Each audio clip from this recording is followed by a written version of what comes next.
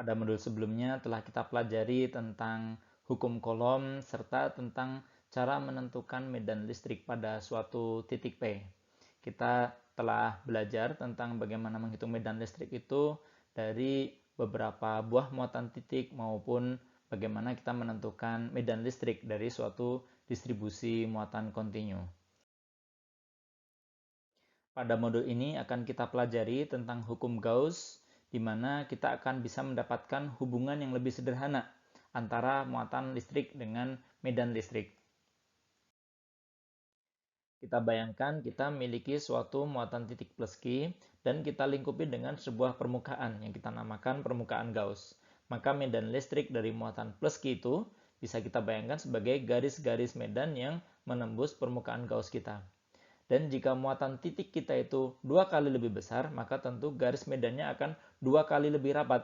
Sehingga garis-garis medan yang menembus permukaan Gauss kita adalah 2 kali lebih banyak. Dan jika muatannya 2 kali diperbesar lagi, maka tentu garis-garis medan yang menembus permukaan Gauss kita menjadi 2 kali lebih banyak lagi. Sehingga inilah intisari dari hukum Gauss yang mengaitkan banyaknya medan listrik yang menembus permukaan Gauss dengan muatan yang dilingkupi. Berikut ini beberapa fitur hukum Gauss yang penting untuk kita ketahui. Yang pertama, hukum Gauss ini memberikan alternatif penentuan medan listrik jika muatan listrik itu telah diketahui. Kemudian, hukum Gauss ini mengaitkan banyaknya medan yang menembus suatu permukaan tertutup dengan muatan yang dilingkupi oleh permukaan tersebut. Ini akan kita lihat contohnya pada beberapa segmen berikutnya. Kemudian, banyaknya medan listrik yang menembus suatu permukaan itu, ini adalah konsep tentang flux listrik yang akan kita pelajari mulai dari segmen ini. Sehingga pengertian tentang flux listrik ini menjadi penting untuk kita pahami. Secara sederhana, flux listrik ini adalah banyaknya medan listrik yang menembus suatu permukaan. Kita bayangkan kita memiliki suatu permukaan A, lalu dilewati oleh medan-medan listrik. Maka flux listrik itu didefinisikan sebagai luas A ini dikalikan dengan besarnya medan listrik. Kita bayangkan situasi yang berikutnya, seandainya permukaan ini kita lipat, maka tentu jumlah garis yang menembus itu tidak sebanyak flux sebelumnya. Maka flux pada situasi kedua ini tentu tidak sama dengan flux yang pertama. Secara matematis, jika permukaan A kita itu berada pada bidang XZ, maka elemen rapat luas kita, dA, itu adalah dx dikalikan dengan dz.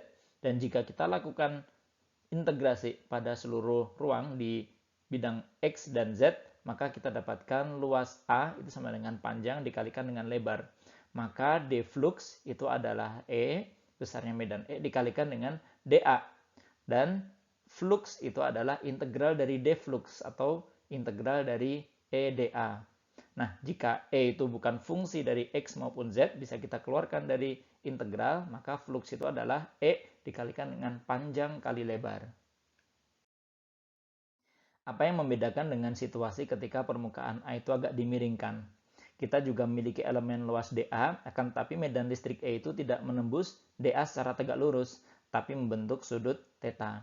Sehingga komponen medan listrik E yang menembus secara tegak lurus itu adalah E cosinus theta. Sehingga kita bisa hitung flux kita sebagai integral dari E dA cosinus theta.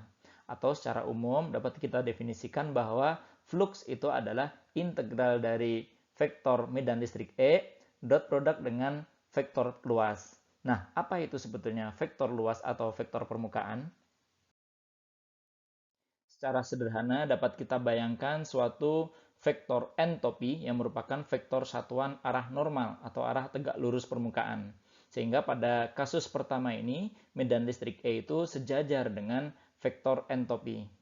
Nah, akan tetapi pada situasi yang kedua, vektor entopi kita itu membentuk sudut theta dengan medan listrik. Sehingga flux itu dapat kita definisikan sebagai integral dari E dot dA atau sama dengan integral dari E dot entopi dA.